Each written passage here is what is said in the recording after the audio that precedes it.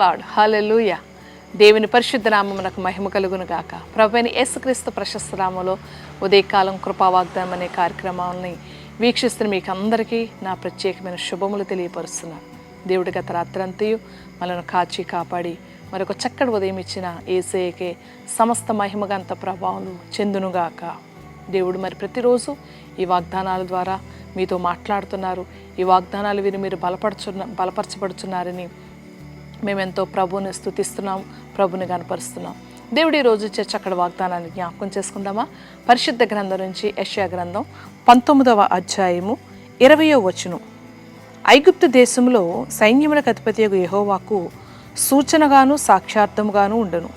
బాధకులను గూర్చి వారు యెహోవాకు మొర్రపెట్టగా ఆయన వారి నిమిత్తము సూర్యుడైన ఒక రక్షకుని పంపును, అతడు వారిని విమోచించును.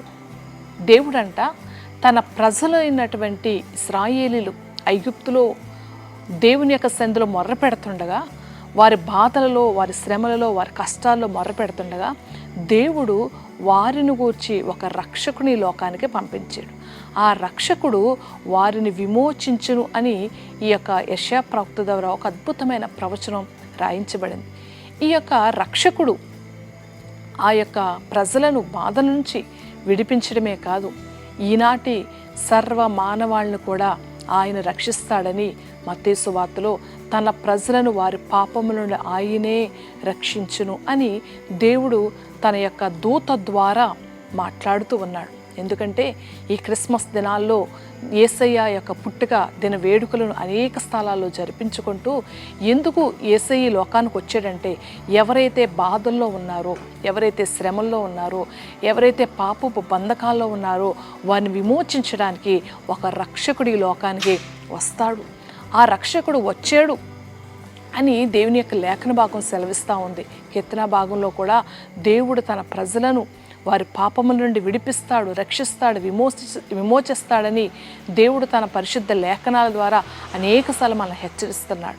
కాబట్టి ఈ ఉదయకాలం దేవుడు మిమ్మల్ని కూడా విమోచించే దేవుడని, మీ ఇంటిలో లేదా మీ శరీరంలో ఏ బాధ ఉందో, ఇదిగో మీ బాధను గురించి దేవుని సందులో మొర్ర పెడతా ఉంటే మీ బాధలన్నిటి నుంచి ఆయన రక్షిస్తాడు, మీ బాధలన్నిటి నుంచి ఆయన విమోచిస్తాడు.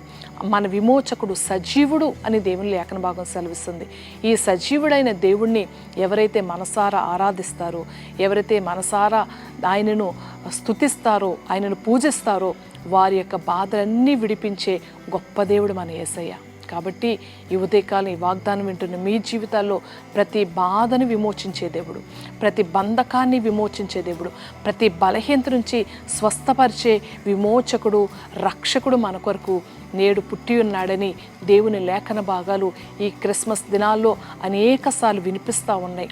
అంతేకాదు డిసెంబర్ 25వ తారీఖున దీవెన గ్రౌండ్లో గ్రాండ్ క్రిస్మస్ వేడుక కే గంగారం దీవెన గ్రౌండ్లో జరిగించబడతా ఉంది. మీరందరూ కూడా ఆ క్రిస్మస్ వేడుకకు రండి, కుటుంబాలుగా ప్రభువుని ఆరాధించండి.